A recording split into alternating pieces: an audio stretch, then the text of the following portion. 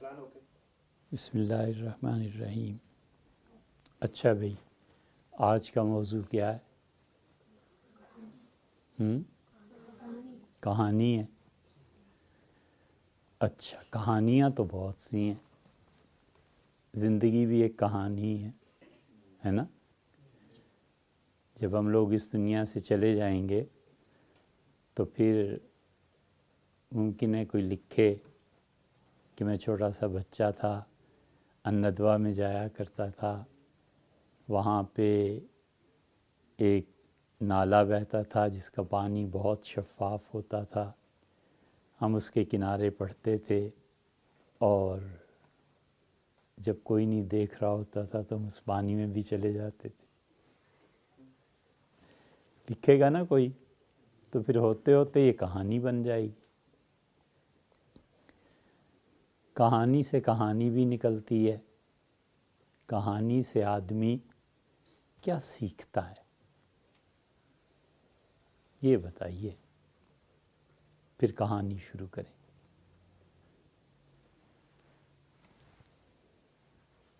بولیے۔ سبق سیکھتا ہے۔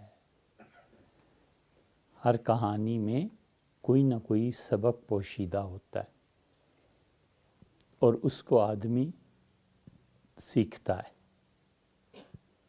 پھر جب وہ عمر کے اس حصے میں پہنچ جاتا ہے جہاں موت قریب ہوتی ہے تو پھر ساری زندگی کی جو کہانی گزرتی ہے اس کا خلاصہ بیان کرتا ہے۔ فارسی کا ایک شعر یاد آیا اور وہ فارسی کے ایک بہت بڑے قادر الکلام شاعر تھے، انہوں نے یہ بات بیان کی اور انہوں نے کہا کہ حاصل عمر سہ شد۔ فارسی آپ میں سے کون کون پڑھا ہوا ہے؟ پڑھ رہے ہیں؟ پچھلے سال پڑھی تھی؟ اچھا، کہاں تک؟ اچھا، مصادر پڑھ لی، مصادر نامہ۔ حاصل عمر سہ شد، کیا ترجمہ ہوا؟ حاصل عمر زندگی کا حاصل، زندگی جتنی گزری اس کو اگر میں بیان کروں تو سہ شد۔ یہ بات آپ کی سمجھ اور شعور سے بالا ہے، لیکن کبھی بچوں کو باتیں یاد رہتی ہیں اور عمر کے کسی حصے میں کام آتی ہیں۔ انہوں نے کہا کہ زندگی کا حاصل جو ہے سہ کتنے کو کہتے ہیں؟ تین چیزیں زندگی کا ماحصل ہیں، زندگی میں حاصل ہوئیں۔ کہتے ہیں کہ خام شدم، میں ایک خام مال کی طرح تھا، کچا مال۔ جیسے درخت ہوتا ہے، پھر اسے کاٹتے ہیں، پھر لکڑیاں بنتی ہیں، جیسے کچا کھانا ہوتا ہے، دال ہے، چاول ہے، گھی ہے اور مختلف چیزیں ہیں، پھر انہیں ملا کر والدہ بڑی محنت کر کے ہمارے لیے چاول تیار کرتی ہیں، کھچڑی تیار کرتی ہیں، اور ہم ایسے نااہل ہوتے ہیں بیٹے کہ وہ کھانا ہمیں پسند نہیں ہے، ہم نہیں کھاتے۔ کبھی بھی ایسے نہیں کرتے، ٹھیک ہے نا؟ جس نے محنت کی ہے نا، آپ اس کو بھی تو دیکھیں۔ اگر کھانا پسند نہ آئے تو پھر کیا کرنا چاہیے؟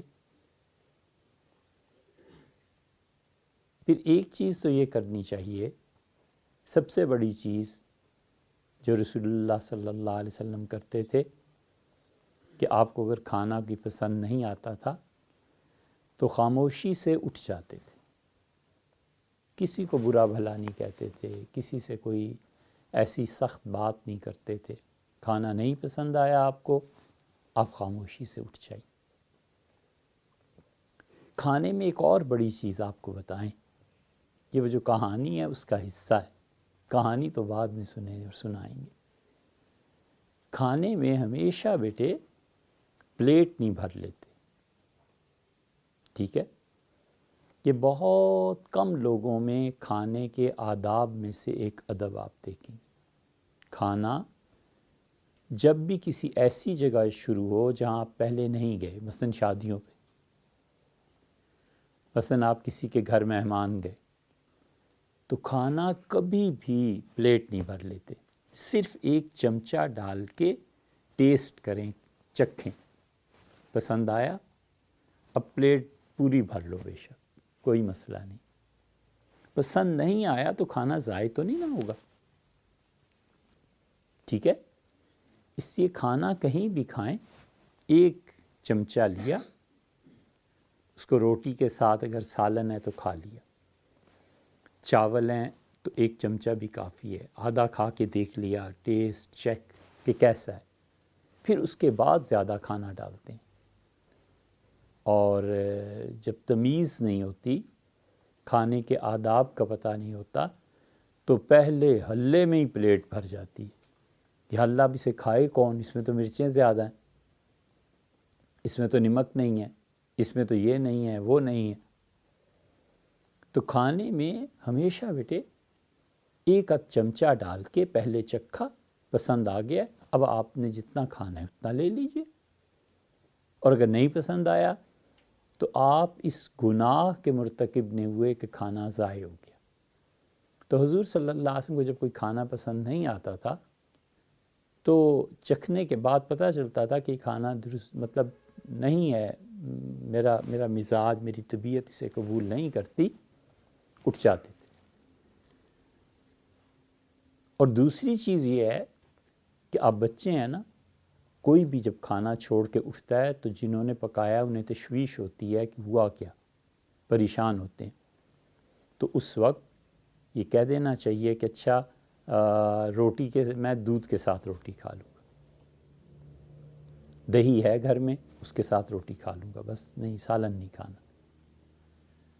اور آدمی سوچے کس چیز کے ساتھ روٹی کھا سکتا ہے؟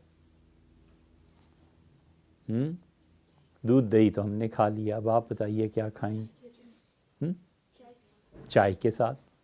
چائے تو بیٹے ایسے ہی ہے، اس چائے کی عادت پڑ جاتی ہے نا جن کو، یہ ہم سے پوچھو کتنی مصیبت ہوتی ہے چائے نہ بنی ہوئی، پینا ایک ہی کپ ہوتا ہے، لیکن یہ عادت بن جاتی ہے آدمی کی۔ چائے سے بھی بہتر ہے قہوہ پیجیے، قہوہ پیجیے، وہ اس سے اچھی چیز ہے، ٹھیک ہے؟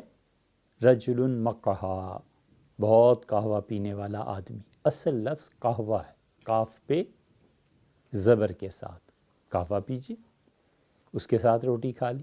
پٹھانوں کو دیکھا ہے کبھی؟ موٹی موٹی روٹیاں، خمیری روٹیاں قہوے کے ساتھ پیتے ہیں، ٹھیک ہے نا؟ اس لیے بیٹے جو آدمی کھانے کی لذتوں کا عادی نہیں ہوتا اس کی قیمت بھی نہیں لگ سکتی۔ ہر آدمی کی کوئی نہ کوئی قیمت ہوتی ہے، بعض کھانے پہ بک جاتے ہیں، بعض خوشامد پہ بک جاتے ہیں، بعض چند کروڑ میں بک جاتے ہیں۔ جو آدمی بے نیاز ہوتا ہے نا بیٹے، اللہ کا شکر ہے، اس کی قیمت جنت اور اللہ کی ملاقات سے کم ہوتی ہی نہیں پھر، ٹھیک ہے؟ تو اور کس کے ساتھ روٹی کھا سکتے ہیں آپ؟ مکھن کے ساتھ۔ اوہ مکھن تو بہت بڑھیا چیز ہے بھئی، اس کے ساتھ بھی آپ کھا سکتے ہیں۔ اور نیچے اتریے، اتنا اوپر چڑھ رہے ہیں، دیسی گھی، یہ مکھن کو بھی گرم کر کے، اچھا ہیں، لسی کے ساتھ، اور شہد کے ساتھ، اور انڈے کے ساتھ، یہ بھی ٹھیک ہے، انڈے کے ساتھ بھی ٹھیک ہے۔ تو یہ نہ کہے کہ کھانا برا ہے، یہ کہنا چاہیے کہ امی انڈا پکا دیں، انڈا بنا دیں، اس کے ساتھ کھاؤں گا۔ شہد ہے بس وہ لے آئیں، وہ مجھے دے دیں، میں اس کے ساتھ کھانا کھا لوں، روٹی کھا لوں۔ یہ نہیں کہتے کہ آپ نے کیا پکا کے رکھ دیا ہے یہ چیزیں۔ یہ بیٹے جو کام کر رہا ہے نا اس کی توہین ہے، انہوں نے اتنی محنت کی ہے، آپ کا انتظار کیا ہے، آپ سے انہیں محبت ہے، کبھی بھی یہ نہیں کہتے۔ اچھا اور ایک چیز ہوتی ہے گنڈا. گنڈا کسے کہتے ہیں؟ یہ کون بولا ہے؟ آپ پنجابی ہیں؟ نہیں؟ اچھا پھر سن لیا ہوگا. گنڈا عام طور پہ پنجابی میں، اردو میں بھی استعمال ہوتا ہے، لیکن گنڈا پیاز کے ساتھ روٹی کھا لی. لیکن جب آپ پیاز کے ساتھ روٹی کھائیں گے تو منہ سے پھر پیاز کی بو آئے گی نا. اس کے لیے پھر ضروری ہے کہ آپ اٹھیں اور اس کے بعد دانت صاف کریں، تب کیا تاکہ آپ کے منہ سے بو نہ آئے. ہم پہلے بتا چکے ہیں نا کتنی بری بات ہے. ٹھیک ہے بیٹے؟ تو ہوتا ایسے ہے کہ آدمی ایک کھانا کھاتا ہے، کھانے کے لیے وہ کیا کرتا ہے؟ تیاری کرتا ہے. تیاری میں کیا کرتا ہے؟ ہاتھ دھوتا ہے، پھر آ کر دسترخوان پہ، کرسی پہ، جہاں بھی وہ بیٹھتا ہے سو بیٹھتا ہے. تو ہر کام کے لیے تیاری ہوتی. خام مال، کھانا جب کچا ہو تو اسے فارسی میں خام کہتے ہیں. کوئی بھی چیز جب کچی ہو تو اس کے لیے خام کا لفظ استعمال ہوتا ہے. تو شاعر کہتا ہے میری زندگی کا حاصل یہ ہے کہ میں خام مال تھا، اور پھر اس کے بعد پختہ شوم، میں پکا. کھانا جیسے پکتا ہے، انسان کو حالات پکا دیتے ہیں، کبھی خوشی، کبھی غم، کبھی اچھائی، کبھی برائی، کبھی نیکی، کبھی گناہ.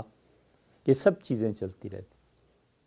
اور آخر پر کہتے ہیں تیسری چیز جو زندگی کا ماحصل تھا، سوختم جل گیا، مٹ گیا. بڑے اچھے لوگ ہوتے ہیں جن کی زندگی میں یہ تین چیزیں آ جاتی ہیں کہ خام شدم، پختہ شوم، سوختم. کچا تھا عمر میں، پھر حالات، تجربے، اللہ کی مہربانیوں نے اور ان کے عتاب نے پختہ کر دیا، اور آخر پہ جل گیا.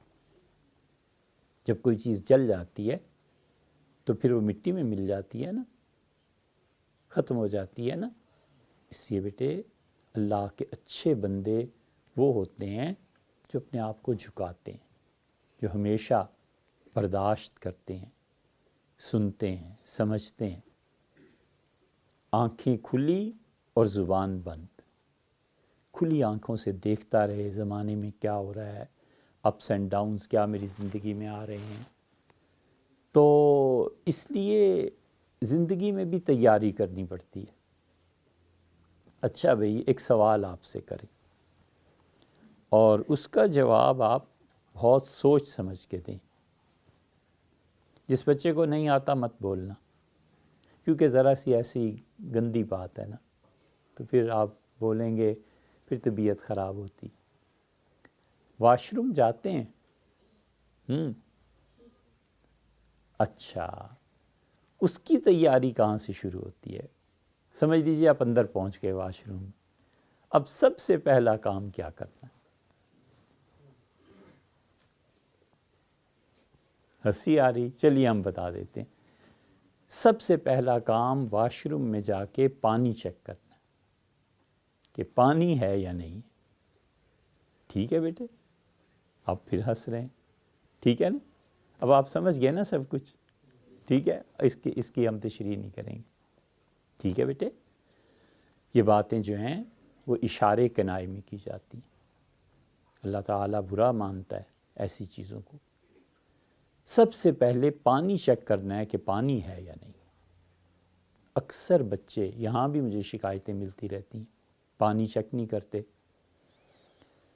پانی کبھی کم ہوتا ہے، پھر سے مصیبت پڑ جاتی، مشکل پیش آتی ہے نا.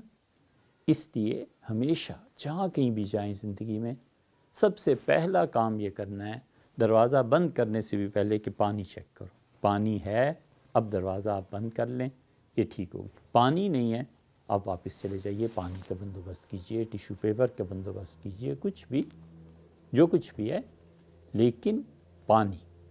اور اگر آپ اس سے بھی بہتر چاہیں تو اپنی جیب میں ٹیشو پیپر رکھیے. ٹھیک ہے بیٹے؟ تاکہ وہ طہارت اور صفائی کے کام آ جائے. یہ تیاری. تو تیاری کسی بھی کام کی کرنا. آپ پڑھتے ہیں، پڑھنے کی بھی تیاری کرتے ہیں کیا؟ وضو کرتے ہیں. سب سے پہلے ذہنی تیاری ہوتی ہے، ذہن بناتا ہے آدمی کہ اٹھوں، اب پڑھوں، اب استاد کے پاس جاؤں. یہ سب سے بڑی تیاری ہوتی ہے. جب بچہ ذہنی طور پہ تیار ہو جاتا ہے نا، پھر وہ ہمت کر کے کام کر لیتا ہے. اگر ذہنی طور پہ ہی تیار نہ ہو تو پھر بڑی مشکل پیش آتی ہے. یہ چیزیں بیٹے جو بھی آپ سے کہتے ہیں نا لوگ، آپ سے عمر میں بڑے ہیں یا چھوٹے ہیں یا ان کا علم زیادہ ہے یا کم ہے، ہمیشہ حکمت کی بات سیکھ لینی چاہیے، ہمیشہ اچھائی کی بات سیکھ لینی چاہیے. اچھائی کی باتیں بہت سے لوگ اپنے تجربے کی بنیاد پہ بتاتے ہیں.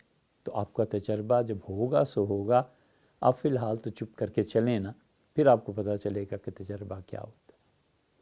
جہانگیر بادشاہ تھا نا، ہم آپ کو بہت سی ان کی کہانیاں سناتے ہیں. اس کی وجہ یہ ہے بیٹے کہ جتنا ان پڑھ طبقے نے، ایک دوسرے ہندوؤں نے، نمبر 2، اور جتنا یہ بظاہر جو پڑھے لکھے ہوتے ہیں اور یہ فارسی عربی نہیں پڑھ سکتے، اس تیسرے طبقے نے ہمارے جو پرانے حکمران تھے بدنام کرنے میں ان کے کوئی کسر نہیں چھوڑی. انہوں نے پڑھا ہی نہیں ہوتا، انہیں پتہ ہی نہیں ہوتا کہ مغل حکمران کس درجے کے بادشاہ تھے. ان سے پہلا دور جو لودھیوں کا گزرا وہ کتنے بڑے لوگ تھے. سلطنت سعیدی ایک گزری ہے درمیان میں، ہم آپ کو لفظ بتا رہے ہیں سلطنت سعیدی، ٹھیک ہے. یہ جتنے طنز کرتے ہیں نا بر صغیر میں، مسلمان ایسے ظالم تھے، حکمران ایسے ظالم تھے، فلاں نے یہ ظلم کیا، کچھ تھوڑا بہت ہے صحیح بیٹے، ہم یہ نہیں کہتے کہ وہ سارے معصوم تھے، لیکن جتنا بدنام یہ کرتے ہیں اتنے بھی برے نہیں تھے. ان سے پوچھیں کبھی کہ سلطنت سعیدی کب رہی بر صغیر میں، سب کانٹیننٹ میں، انڈیا پاکستان سب ملا کے، انہیں پتہ ہی نہیں، انہوں نے سنا ہی نہیں ہوگا. اتنے ناواقف ہیں، اتنے جاہل ہیں. اور جب بات کریں گے تو مغل ایسے تھے، مسلمان حکمران نشہ کرتے تھے، مسلمان حکمران اتنے خراب تھے، اتنے خراب تھے. انہوں نے بیٹے آخر 400 برس کے قریب ہندوستان میں سلطنت کی ہے، ملک کو سنبھالا ہے، یہ سب چیزیں کی ہیں. یہ ایسے ہی نہیں ہو گیا تھا. ان لوگوں میں اللہ تعالیٰ نے بڑی خوبیاں رکھی تھیں، پھر جا کر کہیں وہ اتنی بڑی مملکت کو سنبھال پائے تھے، پھر جا کر کہیں اتنی بڑی مملکت پہ انہوں نے اپنا اثر قائم کیا. جہانگیر بادشاہ کمال کی چیز تھی. اکبر بادشاہ کا بھی یہی حال تھا. اس نے ایک دین ایجاد کر لیا تھا، لیکن جو اتنی دین میں اتنی ترمیم یہ وہ کیا تو اس کا آخر ذہن تو تھا نا. یہ الگ بات ہے کہ شیطان کے راستے پہ چل پڑا.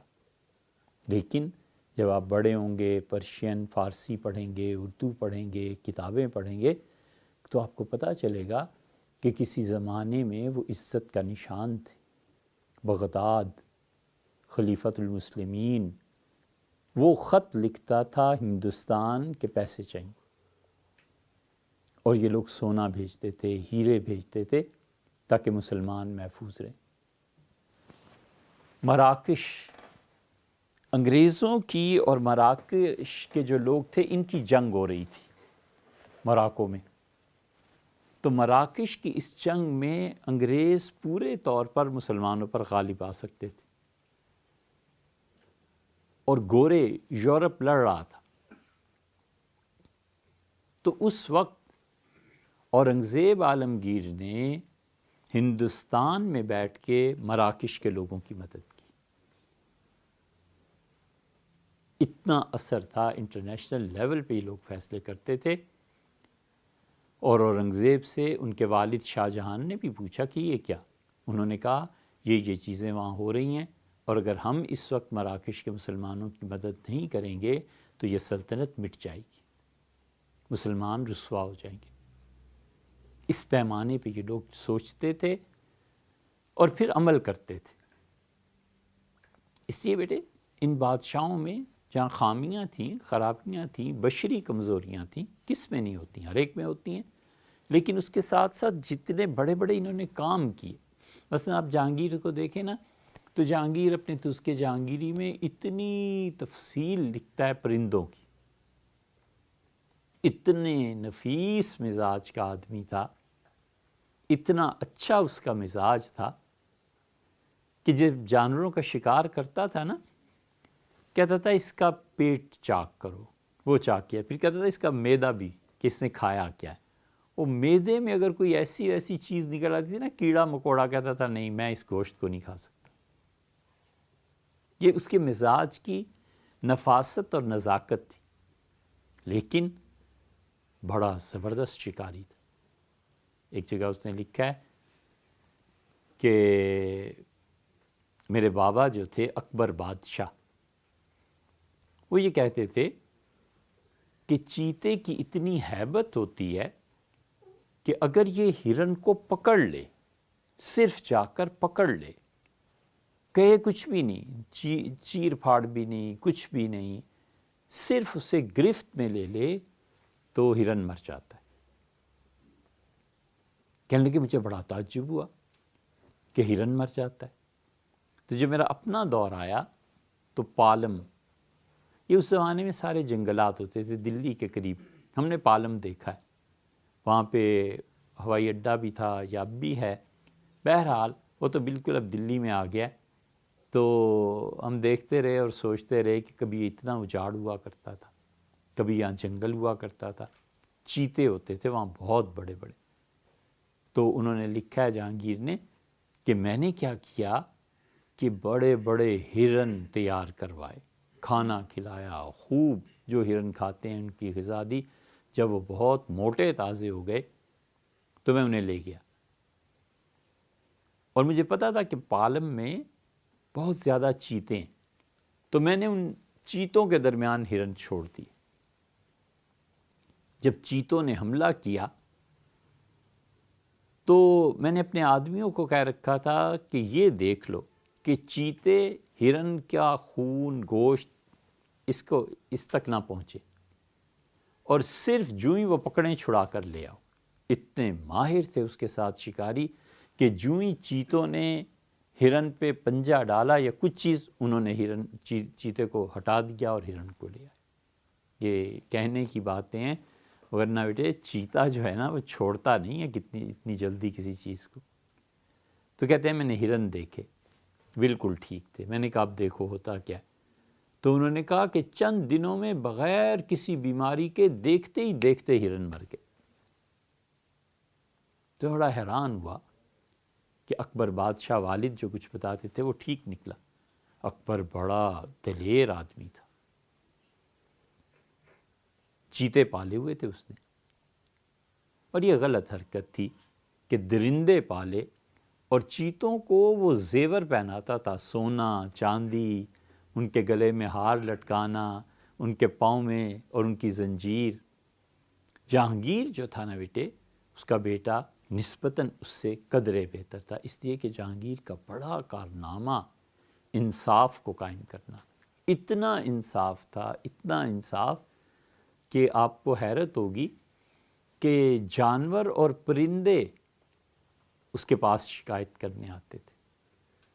آپ کو ایک گھوڑے کا قصہ سنایا تھا نا، گھوڑے نے کیا کیا تھا؟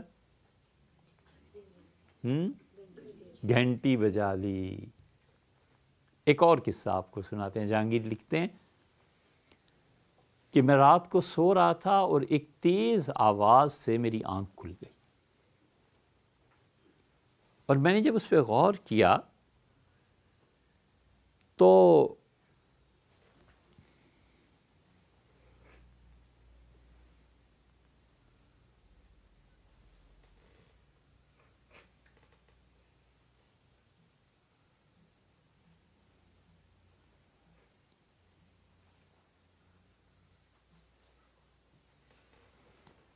جب میں نے اس پہ غور کیا آواز پہ، تو میں تو چونکہ وہ گھومتے رہتے تھے جنگلوں میں، شکار کرتے تھے باقاعدہ، ان کی چھٹیاں، ان کے دن مقرر تھے، تو کہتے ہیں جب میں نے غور کیا تو مجھے لگا جیسے یہ بگلا بول رہا ہے.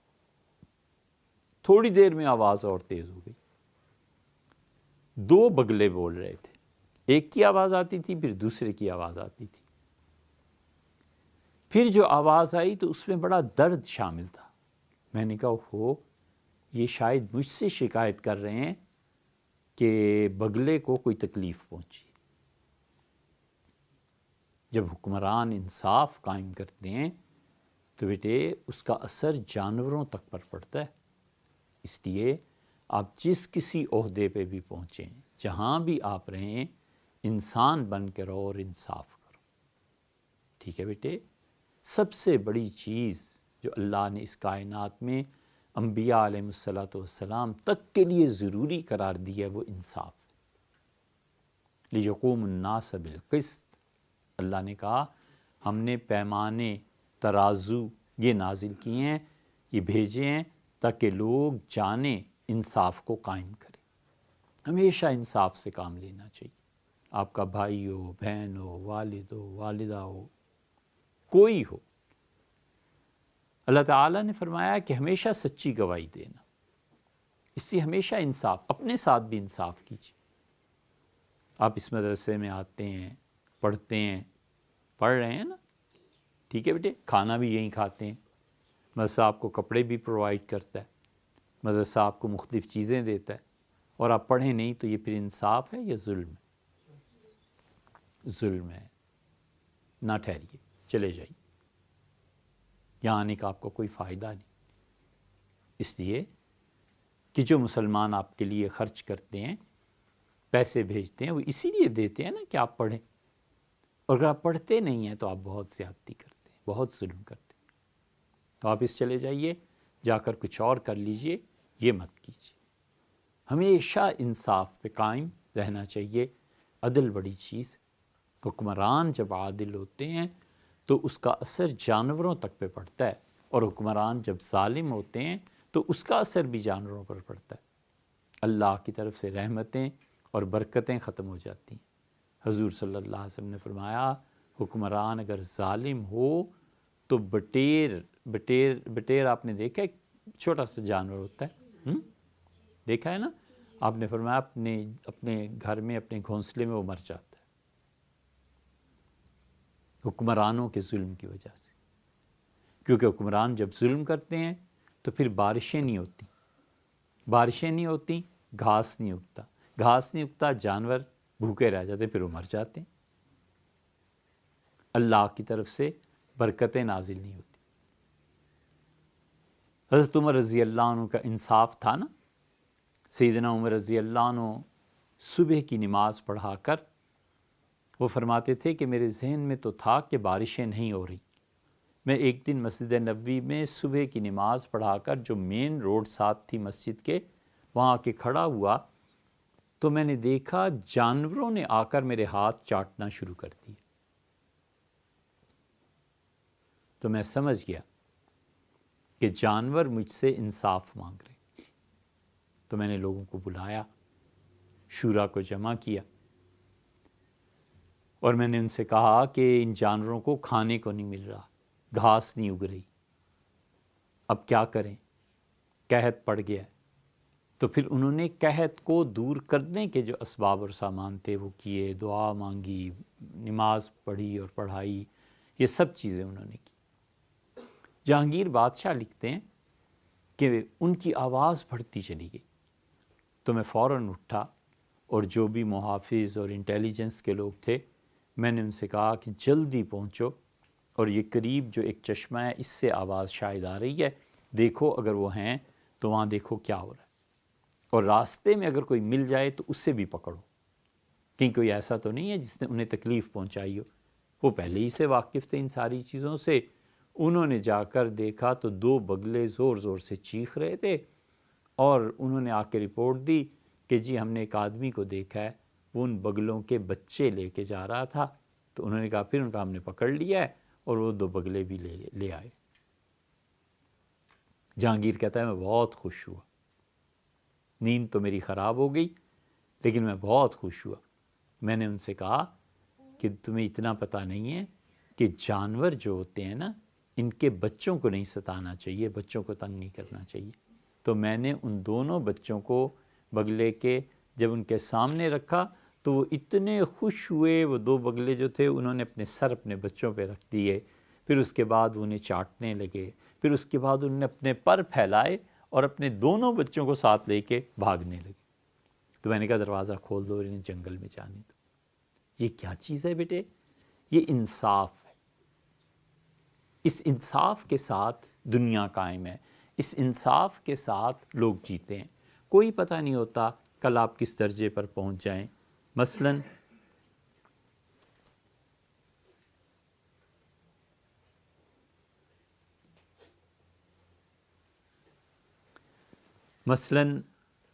آپ فرض کر لیجئے کل آپ عالم دین بن جاتے ہیں. انصاف کیجیے. اب یہ نہ دیکھیے کہ آپ کس فرقے اور گروہ سے تعلق رکھتے ہیں. آپ شیعہ ہو گئے، آپ سنی ہو گئے، آپ دیوبندی ہو گئے، آپ بریلوی ہو گئے، آپ اہل حدیث ہو گئے. ہمیشہ انصاف کی بات کرنی چاہیے. اللہ نے کسی کے لیے یہ نہیں کہا کہ وہ 100% درست ہے، بریلوی سارے ٹھیک ہیں، دیوبندی سارے ٹھیک ہیں. نہیں بیٹے، جو ظلم اور زیادتی کرتا ہے نا ہمیں اس کے خلاف بات کرنی چاہیے، بولنا چاہیے ادب کے ساتھ، تہذیب کے ساتھ. اس لیے نہیں ہے کہ وہ چونکہ ہمارے گروہ اور فرقے سے تعلق رکھتا ہے اس لیے ہم انصاف نہ کریں. غلط بات. آپ کو ایک اس کی مثال دیں. عراق پہ جب حملہ ہوا تو ہم اس کی ہسٹری دیکھ رہے تھے. اتنا بڑا احتجاج مسلمان ممالک میں نہیں ہوا جتنا بڑا اٹلی میں ہوا. آپ کو معلوم ہے یورپ میں، انگلینڈ، لندن میں، اٹلی میں 10 لاکھ آدمی جمع ہو گئے کہ امریکہ ظلم کر رہا ہے، عراق پہ حملہ نہیں ہونا چاہیے. 10 لاکھ آدمی. اور ہم جو حضور اقدس صلی اللہ علیہ وسلم کی محبت اور ان کے ساتھ تعلق اور ان چیزوں کا دعویٰ کرتے ہیں بیٹے، ہم 2 لاکھ آدمی نہیں جمع کر پاتے، 3 لاکھ آدمی نہیں جمع کر پاتے. اس لیے کہ ہم لوگ انصاف کے عادی نہیں، ہم نے انصاف دیکھا نہیں. ہمیشہ انصاف سے کام لینا چاہیے. اللہ نے انبیاء علیہ الصلوۃ والسلام کو بھی بھیجا. تو جہانگیر اتنا منصف مزاج، اتنا انصاف پسند آدمی تھا کہ جانور رونے لگے آ کے اور اس نے ان کے بچوں کو اس سے ملا دیا. یہ لوگ اپنی رعایا کا، ان چیزوں کا خیال کرتے تھے. تو جہانگیر نے لکھا ہے کہ میرے والد نے جو کچھ کہا، وہ ہرن مر گئے. یہ مرنے کے قصے اس نے عجیب و غریب لکھے ہیں. یاد آیا ہاتھی کے مرنے کا لکھا ہے کہ ہاتھی اتنا بڑا جانور اور باولا کتا جو ہے اسے مار دیتا ہے. باولا کس کو کہتے ہیں؟ پاگل. اور باولا کس کو کہتے ہیں؟ یہ تو ہر ایک کو پتہ ہے. ہمیں ایسے معنی بتائیے جو اکثر بچوں کو نہیں پتہ. باولا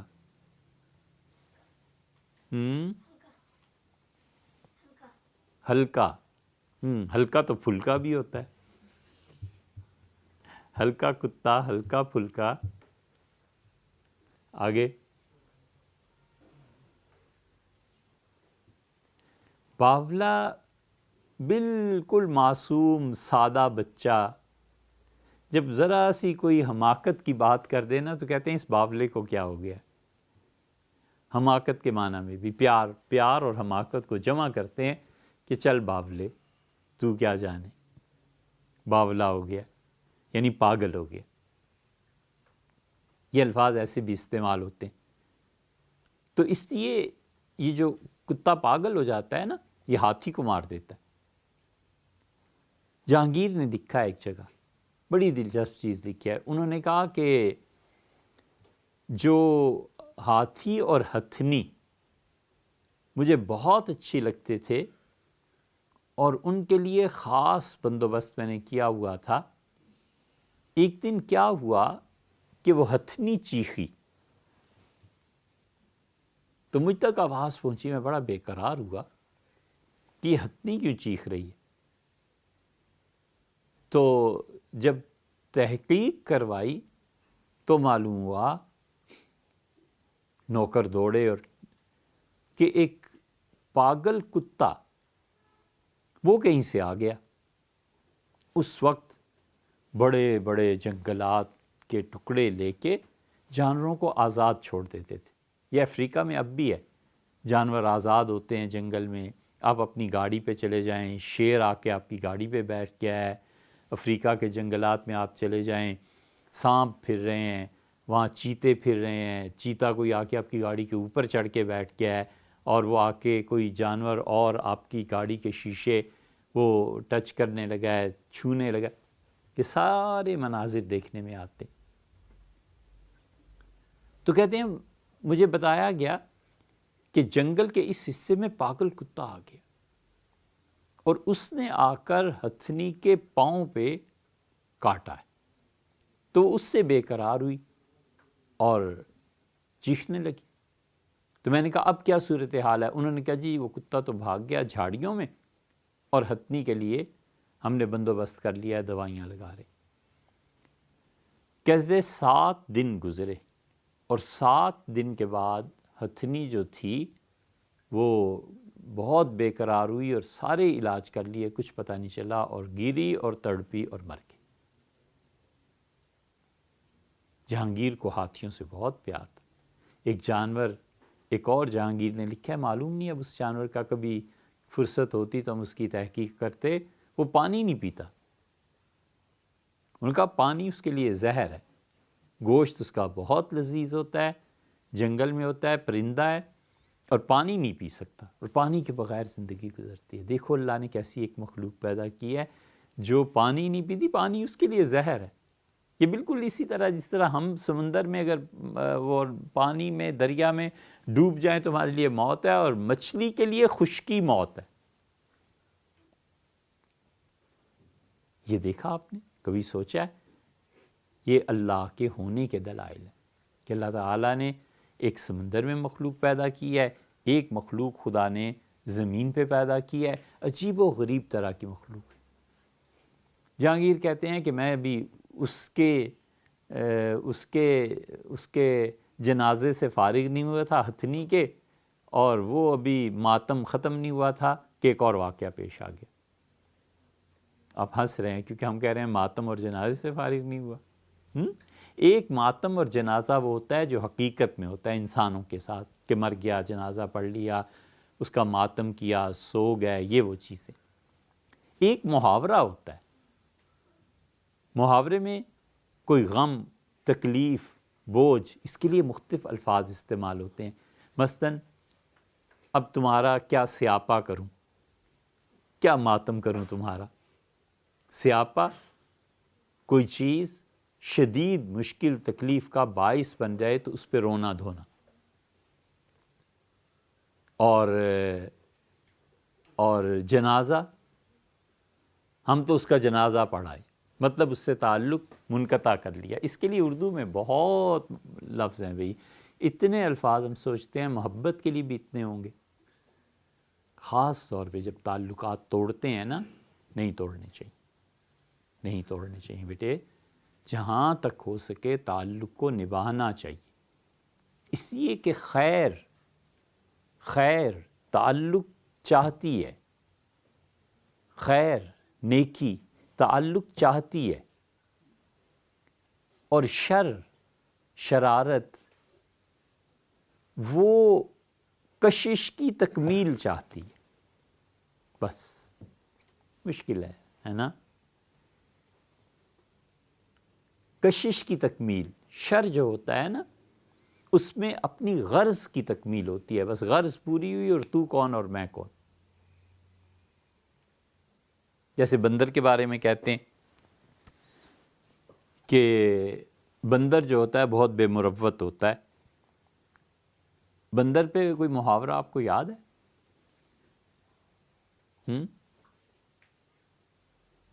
جی کہیے. بندر کے ہاتھ میں اس طرح. تو آپ کو یاد ہے تو آپ بتاتے کیوں نہیں؟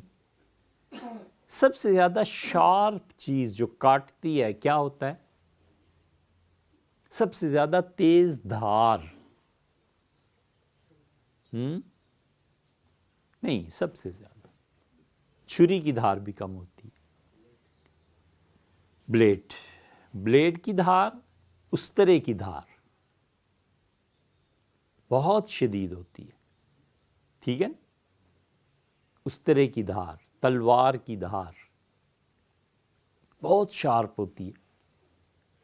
آپ بیٹے کبھی غور کریں، کتنے لوگ ہیں، ہزاروں اور لاکھوں، جو گردن پہ جن کی یہ بال اتارنے کے لیے استرے کا استعمال ہوتا ہے۔ حجام استرا تیز کر کے یہاں رکھتا ہے اور یہاں سے بال اتار دیتا ہے نا، یہی ہوتا ہے نا۔ اور سب سے زیادہ نازک مقام بھی یہی ہے کہ یہاں اگر کوئی استرا پھیر دے تو بس پھر وہ گیا، ہاتھ کٹ جائے، پاؤں کٹ جائے، کہیں اور ٹک لگ، اتنا نہیں ہوتا جتنا یہاں کا ہوتا ہے۔ تو بہت سے لوگ، ہزاروں نہیں لاکھوں، حجام کو اجازت دیتے ہیں کہ تم اس طرح پھیر لو۔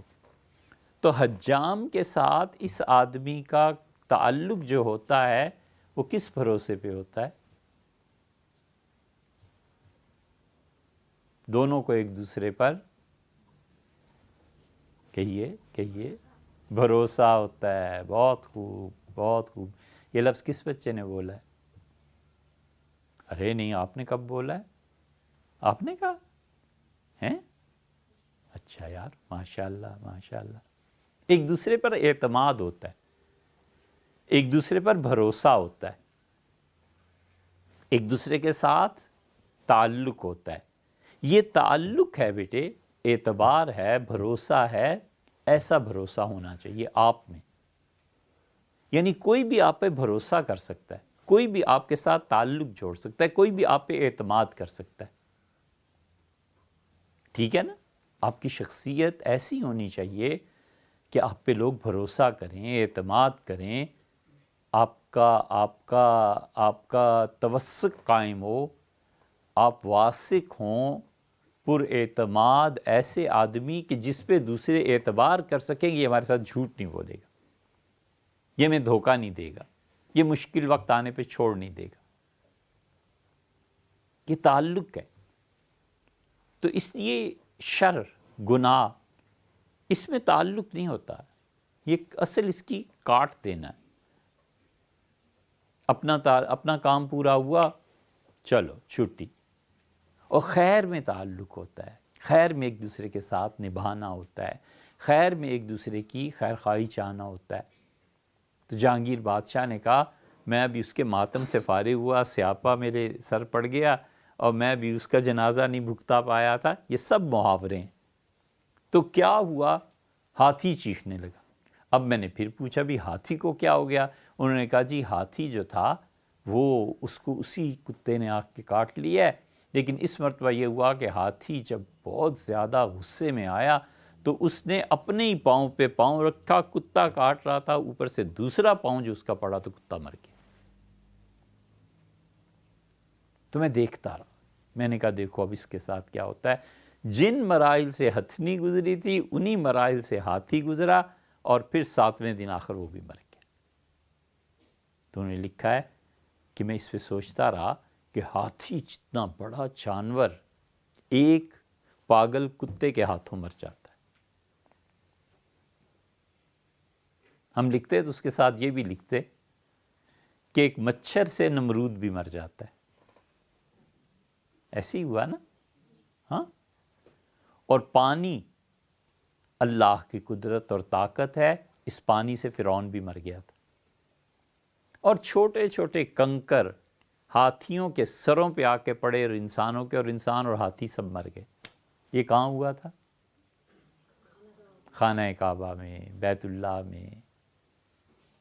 تو اس لیے بیٹے اللہ جب اپنے لشکر استعمال کرتا ہے نا تو بڑے بڑے مغرور آدمیوں کو، بڑے بڑے مغرور جانوروں کو خدا ایسے ایک ادنا سی چیز سے، چھوٹی سی چیز سے نپٹا دیتا ہے، فارغ کر دیتا ہے۔